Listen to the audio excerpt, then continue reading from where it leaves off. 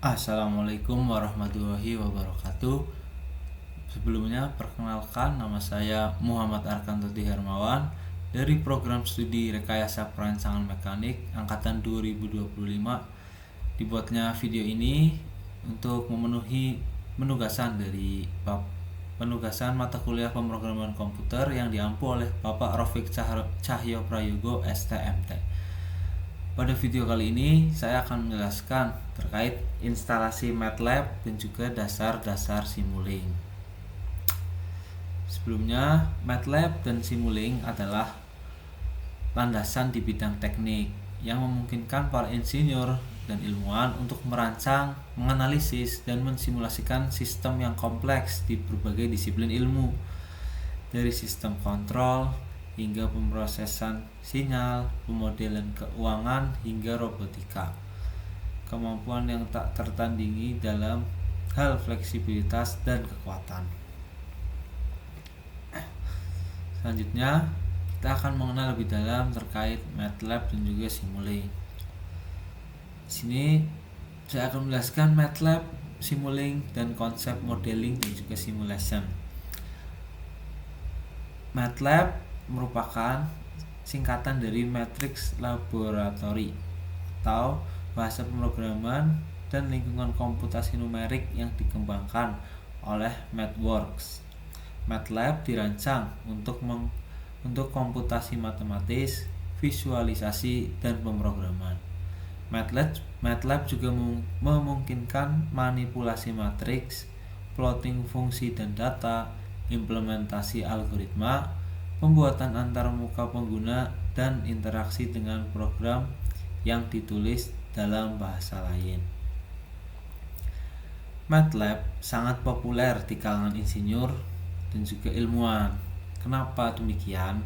Karena kemampuan MATLAB sendiri dalam menganalisis data, pengembangan algoritma, dan juga pemrograman sistem itu sangat baik. Fungsi utama dari MATLAB sebetulnya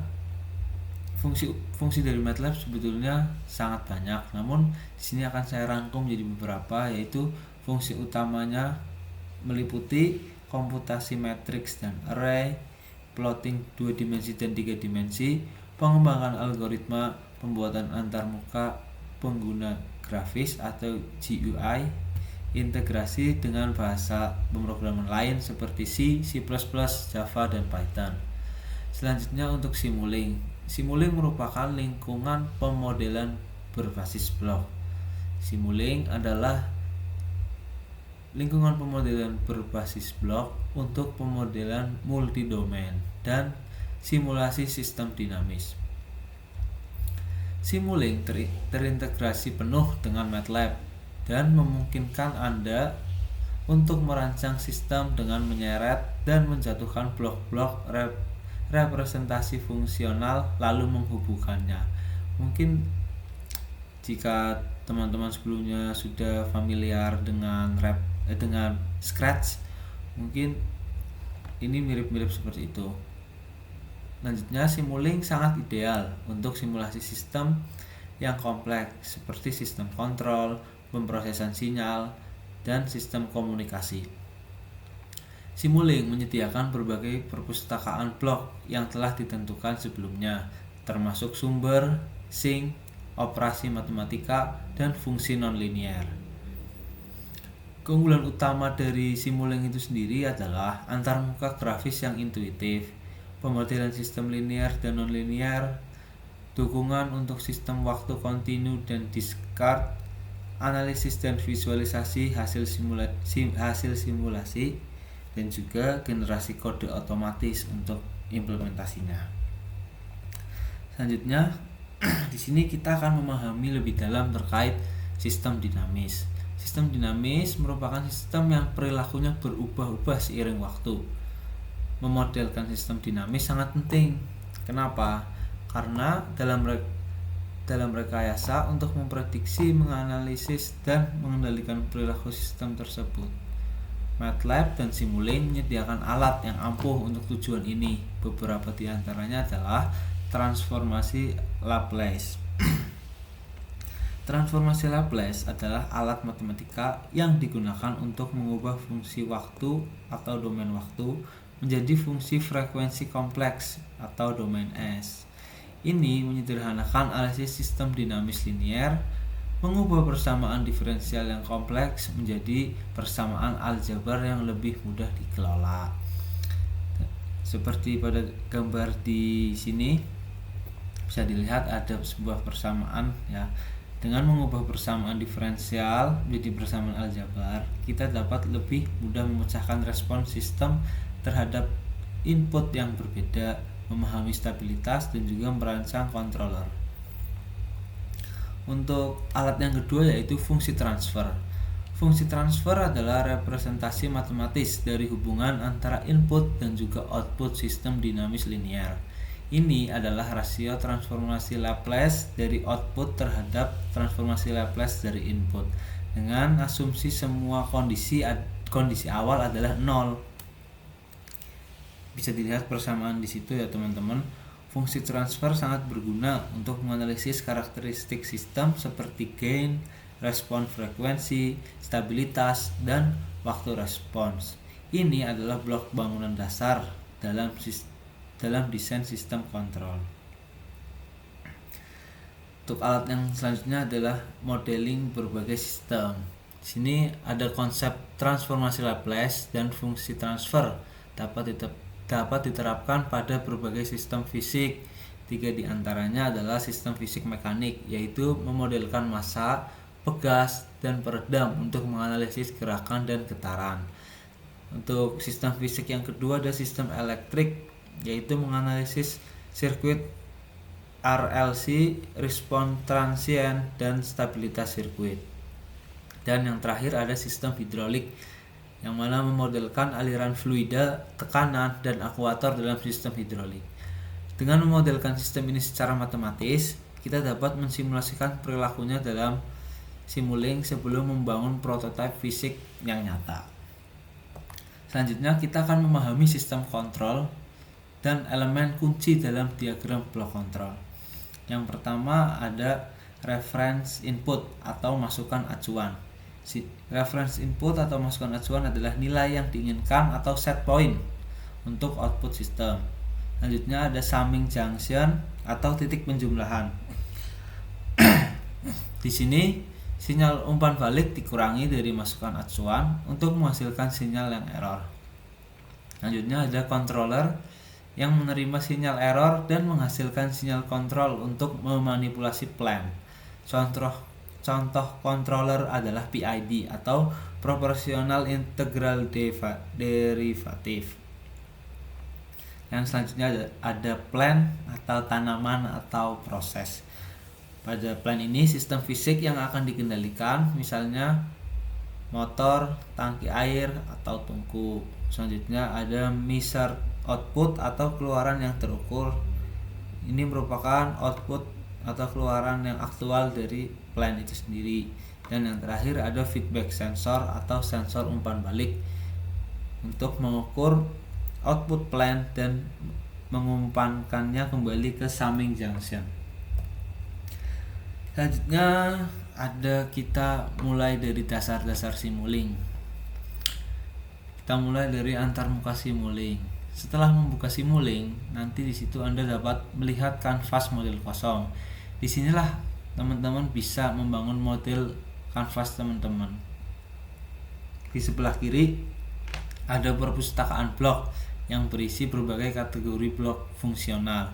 Teman-teman bisa menyeret blok dari perpustakaan blok tersebut ke kanvas dan menghubungkannya satu sama lain hingga menjadi satu kesatuan untuk membuat sebuah model.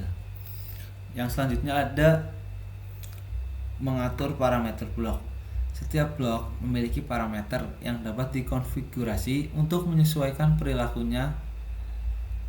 Kita bisa melakukan klik 2 kali pada blok untuk membuka dialog parameter, di mana nanti teman-teman bisa mengubah nilai, memilih opsi, dan juga mendefinisikan karakteristik blok. Ini penting untuk mengalibrasi model teman-teman biar sesuai dengan sistem yang nyata. Mohon maaf teman-teman, seharusnya tadi ke blok terlebih dahulu ya, tapi ya sudah. Selanjutnya ada menambahkan dan menghubungkan blok. Menambahkan blok semudah menyeretkan dari library browser ke kanvas model. Kurang lebihnya mirip seperti Scratch, itu menghubungkan blok melibatkan klik dan seret dari port output satu untuk masuk ke port input blok lainnya. Simulink secara otomatis akan menggambarkan garis koneksi untuk koneksi yang lebih kompleks. Teman-teman bisa juga menggunakan GoTo dan From Blocks. Nah, yang terakhir di sini ada menjalankan simulasi. Setelah model yang tadi teman-teman sudah bangun dan dikonfigurasi, teman-teman bisa menjalankannya dengan mengklik atau memencet tombol Run di toolbar Simulink. Teman-teman juga bisa mengatur waktu simulasinya, mengatur waktu solver, dan opsi lainnya melalui configuration parameter atau parameter konfigurasi untuk mengoptimalkan akurasi dan kecepatan simulasi sesuai yang teman-teman inginkan. Nah, di sini ada library block esensial di Simulink. Yang pertama ada sources block dan sink block. Sources block atau sumber adalah blok-blok yang menghasilkan sinyal input untuk model kita. Contohnya termasuk sine wave, step, pulse generator, constant, dan clock. Ini memungkinkan kita untuk mensimulasikan berbagai input sistem dari sinyal sederhana hingga pola yang kompleks. Selanjutnya ada sinks atau penyerap. Sinks atau penyerap digunakan untuk menampilkan atau menyimpan output simulasi. Contohnya adalah scope untuk menampilkan sinyal secara grafis, dan juga display untuk menampilkan nilai numerik, dan yang terakhir to workspace untuk menyimpan data ke workspace MATLAB untuk dianalisis lebih lanjut. Selanjutnya ada user defined function. Ketika fungsionalitas teman-teman butuhkan tidak tersedia dalam bentuk blok standar, teman-teman bisa membuat fungsi sendiri. Ini dapat dilakukan melalui MATLAB function block, yaitu memungkinkan Anda menulis kode MATLAB secara langsung dalam blok Simulink, memberikan fleksibilitas untuk mengimplementasikan algoritma custom. Lalu ada juga as function builder untuk fungsi yang lebih kompleks atau ketika Anda atau teman-teman perlu berinteraksi dengan kode C atau C++ eksternal. Yang selanjutnya ada Math Library dan Matrix. Operasi matematika. Perpustakaan ini atau library ini berisi blok untuk operasi matematika dasar seperti add, subtract, multiply, divide, gain, dan absolute value, dan fungsi trigonometri. Blok-blok ini memungkinkan teman-teman untuk melakukan perhitungan yang diperlukan dalam model teman-teman. Selanjutnya ada operasi matriks. Simulink juga mendukung operasi matriks, memungkinkan teman-teman memanipulasi array dan matriks secara efisien, yang sangat penting dalam pemodelan sistem multi input multi output atau MIMO. Yang terakhir ada lookup tables atau tabel pencarian. Blok lookup table digunakan kita untuk memetakan input ke output menggunakan data tabel yang telah ditentukan. Ini sangat berguna ketika hubungan antara input dan output tidak dapat dijelaskan dengan persamaan matematika sederhana atau ketika teman-teman bekerja dengan data empiris.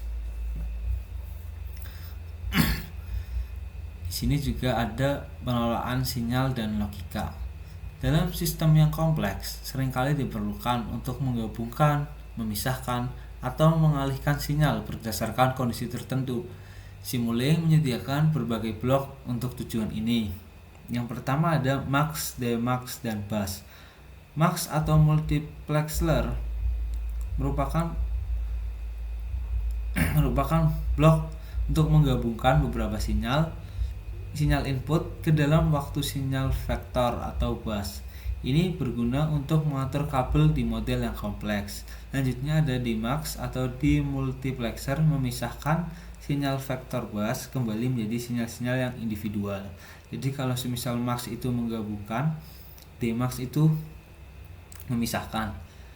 Yang terakhir ada bus creator atau selector, mirip dengan mux atau demux sebetulnya, tetapi memungkinkan teman-teman untuk bisa memberi nama sinyal di dalam bus, membuatnya lebih mudah dibaca dan dikelola, terutama untuk sistem dengan banyak sinyal. Yang kedua ada selektor dan switches. Selektor mengizinkan kita untuk memilih elemen tertentu dari sinyal vektor atau metrik, atau untuk mengatur ulang urutan elemen.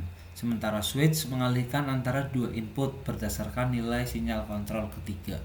Jika nilai sinyal kontrol memenuhi kondisi tertentu, satu input dilewatkan, namun jika tidak, input lainnya dilewatkan. Ini ideal untuk implementasi logika kondisional. Dan yang terakhir ada logic operations. Logical operation block melakukan operasi logika boolean seperti and, or, not, so. Ini sangat penting untuk membangun logika keputusan dalam model kita.